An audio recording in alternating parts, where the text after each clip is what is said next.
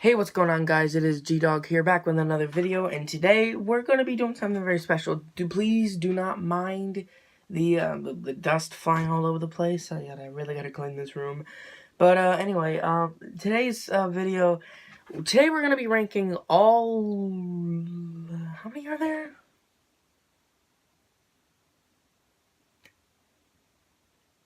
8. All 8 of the Spider-Man movies. And some people may be like, 8? I don't think there's 8 movies. Well, I'm counting one specific movie, and you'll see why. Anyway, I'm going to go through this quick because there's 8 movies in this franchise, and I really don't want to spend, like, 2 hours on this, you know? But anyway, let's get started. Here's my official ranking of the Spider-Man movies, considering that Spider-Man Into the Spider-Verse came out a week ago, I think, and I just saw it last night, so finally. Also, look at that. That's my Michael Myers mask with Spider-Man sitting on top of it. Don't ask.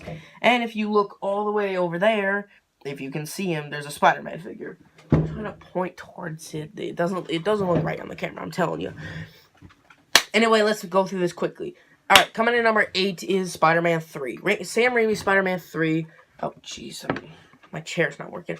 Sam Raimi Spider-Man 3, in my opinion, is easily the worst Spider-Man film of the series, and here's why. It's boring. The special effects are not very amusing because they use a lot more computer-generated effects, and not a lot of them look good. And, I don't know, like, I find it very cheesy, stupid, and ridiculous. I know it actually has good moments, like, I don't know, like, some of the fight scene, like Sandman versus Spider-Man, near the end of the film, like, that wasn't near the end of the film, but the black-suited Spider-Man versus Sandman in the tunnel, that was a really well-done scene, that well-done action scene, and that scene is worth watching. And if I'm ever gonna watch a marathon of the Spider-Man movies, I would watch 3, but I don't think I would, like, oh jeez, it kind of drags on. It's 2 hours and 20 minutes long, and I kind of really don't, I find it very pointless and very dragged out. In fact, I actually read something, I read an article saying that one of the producers actually wanted to turn this into 2 parts, and I'm like, well, they should have did that, but no, it's a 2 hour and 20 minute film. Hell, Sam Raimi even said he only wanted 1 villain for the movie, but a couple of people actually forced him to put 3 villains in the movie. The other's 3, Sandman, Venom, and, well, I mean, technically there's only 2 villains, because I don't count Harry Osborn as a villain. He's a villain for, like, the first half of the movie, and then that's it, but anyway, you get my point. This film I don't think is very good. It's the worst movie in the series. You guys can like it, or you guys can hate it. You guys can think whatever you want about this movie, but I personally think it's the worst movie of the series. Anyway, and on a scale of 1 to 10, I would give it a personal score of 3.9 out of 10. A 3.9 out of 10.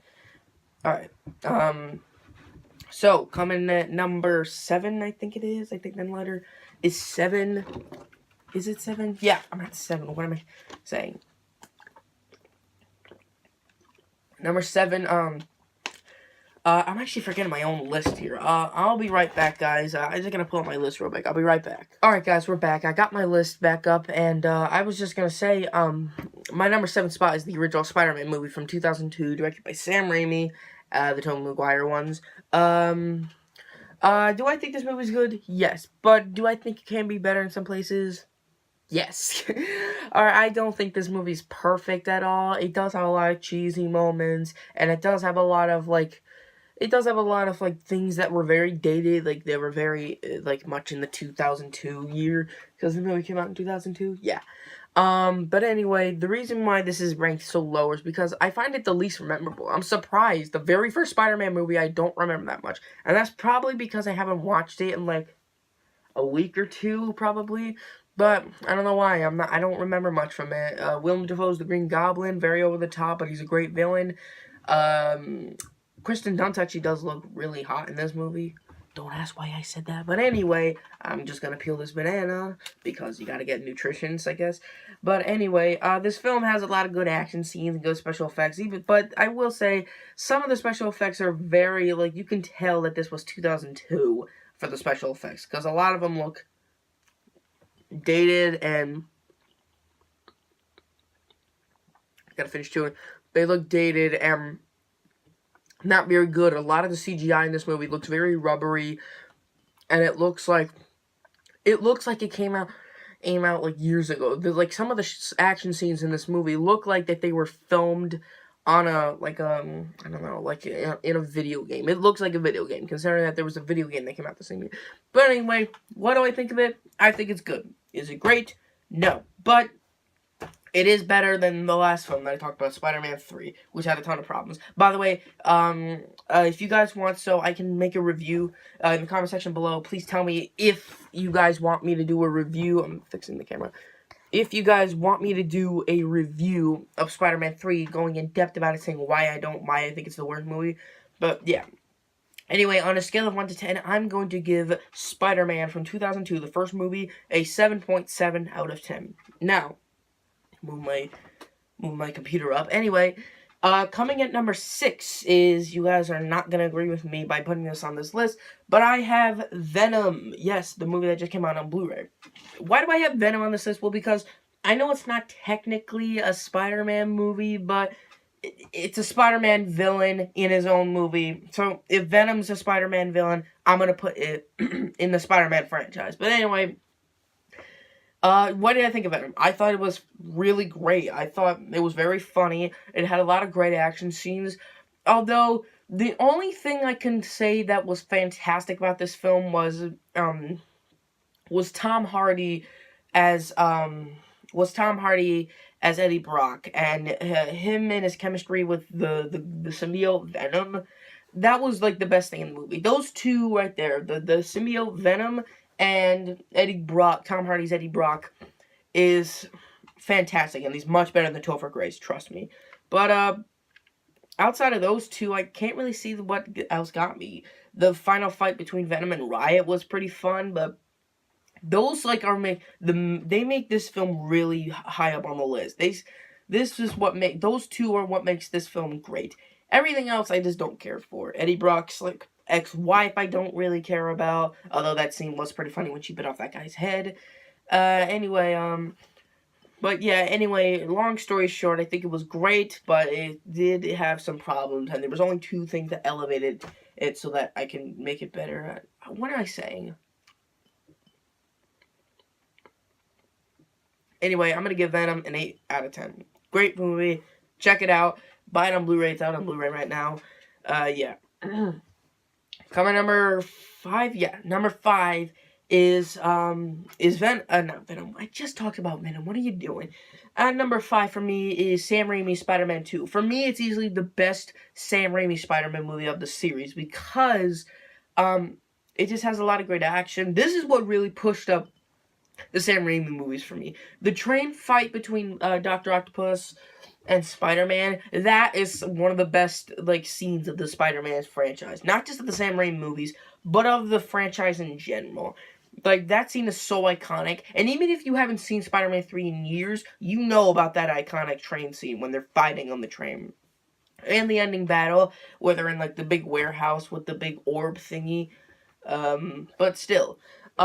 Is there problems with this movie? I'd say yes, there is.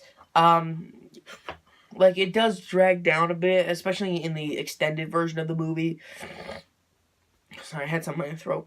The film drags down a bit, and there's a lot of stuff that you either don't understand or don't really care about. There's a lot of extra stuff in the extended version of the movie, the extended cut, and a lot of the stuff in there is either good or it's pointless. There's extended fight scenes with a couple of extra, like, bits put into it.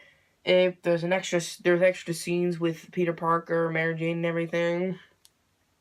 There's this horrible, like, kind of love triangle going on with this astronaut guy, Mary Jane, and Peter Parker. Peter Parker, he likes Mary Jane, but then again, he doesn't want her to find out that he's Spider-Man and everything. But Mary Jane is really trying to get to the bottom of saying, like, does he love me or does he not? There is literally a scene where she kisses, like, the astronaut guy. I forgot his name. He's J. Jonah Jameson's son. She kisses him just to find out if it's any different from the last movie when she kissed him at the end of the movie. She wanted to find out if it's any different. She realizes it's not any different. It's the exact same. But anyway, I'm getting off track. But, Anyway, this movie is great. But the only thing I could wish for is that if it didn't drag on. Because there's not, like, when you're watching it, when you're sitting at home watching it, you're thinking to yourself, why did they put this in? There's no reason for it. Skip forward, and everything. But it's still a great film, and I suggest you check it out. It's the best Sam Raimi Spider-Man movie of the series, I can tell you that. Anyway, and it's just check it out. That's all I gotta say. Every movie you should watch except the third one. Third one sucks, but if you guys want to review that, I'll go into depth about it. Just put in the comments. But anyway, I'm going to give Spider-Man 2 an 8.7 out of 10. Oh, shoot, I skipped one. Number 4, Spider-Man Homecoming. I don't want to talk about this movie for long because I've already talked to death about this movie with a bunch of people that I know and a bunch of friends that I have. I talked to death on what I liked and what I didn't like. What did I like? What's the best part? Tom Holland, Spider-Man. There's a lot of funny jokes, a lot of funny lines. I love the suit that he has throughout the movie. And even the homemade suit's pretty good. The worst part about it is Spider-Man, he doesn't really do much. He feels limited in this movie. Spider-Man, in the other movies, Spider-Man would never back down from a fight. He would never have anyone tell him, don't do that. Even when, he's fighting against Doc Ock, you don't see anyone on the train in Spider-Man 2. You don't see anyone on the train you don't see anyone on the train, when he's fighting Dr. Octopus. You don't see anyone say, Spider-Man, don't do that, you can't do that, you're gonna get hurt. No one is saying that. But then, of course, we have Robert Downey Jr., kind of pointless in this movie as Iron Man. Yeah, he's Iron Man. But, Tony Stark in this movie, he's just a complete dick in this film. He doesn't let Peter do anything. He takes his suit just because he wanted to prove something to Tony Stark, but of course, a piece came off. But anyway, you get my point. He feels very limited in this movie, and he can't really do much because Tony Stark's right on him, saying hey, what are you doing, kid? You're not supposed to be here. You can't do this. You can't do this. Don't do anything I would do. Don't do anything I wouldn't do. You get it. But it's still a great film, and I highly recommend you watch it. I'm gonna give it a 9.4 out of 10. Number 3, we're almost done. Number 3 is The Amazing Spider-Man 2. Everyone hates this film. I'm just going to say I love it. When I saw it in theaters, I thought it was fantastic. After rewatching it a couple times, it does have some problems, a lot. And there are spoilers in the movie, as Sony's meant to do. But it's still a great movie. I consider it great. Sorry, the best part about Mark Webb's Spider-Man trilogy is Peter Parker and Gwen Stacy's, their chemistry. Andrew Garfield and Emma Stone, their chemistry in the movie is fantastic, and if you looked at these two, just talking to each other, you can tell that even when they're saying, I don't want to be with you, you can tell that they do want to be with each other. It's very easy. And when Gwen Stacy's character died, it was very sad when I saw it in theaters. But now, looking back at the trailer, I'm like, yeah, they did kind of spoil it in the trailer, because the last scene in the trailer is her dying. But anyway, I still think it's a great movie. You should check it out. If you don't want to check it out, or if you hated the film, that's okay. We're allowed to have opinions. But I personally think it's the third best of the series, and I'm going to give it a 9.7 out of 10. Coming number 2, The Amazing Spider-Man. This used to be my favorite Spider-Man movie up until recently. But anyway, why do I think this movie was the best? Well, because Andrew Garfield, in my opinion, is the best Spider-Man out there. There's a lot of great action. He's much more funnier. Tobey Maguire didn't throw, he wasn't really that... I had to eat. He wasn't really that funny. And Tobey Maguire, he once in a while did throw a couple jokes, but he was trying to be serious. And even when he threw a joke, sometimes it was funny, and sometimes it just flew, it just went flat right on there. And it wasn't funny. But anyway, Andrew Garfield is a much funnier Spider-Man. He does a lot of jokes and really funny. I think there's even one scene where he breaks the fourth wall. He just looks at the camera and says, no one, you just watch the film.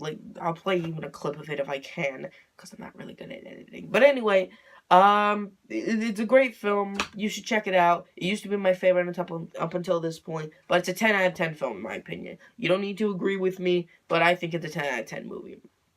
And the number 1 best Spider-Man movie, in my opinion, Spider-Man Into the Spider-Verse. The only Spider-Man movie to be animated and put in theaters. There's been animated Spider-Man movies, DVD versions and everything.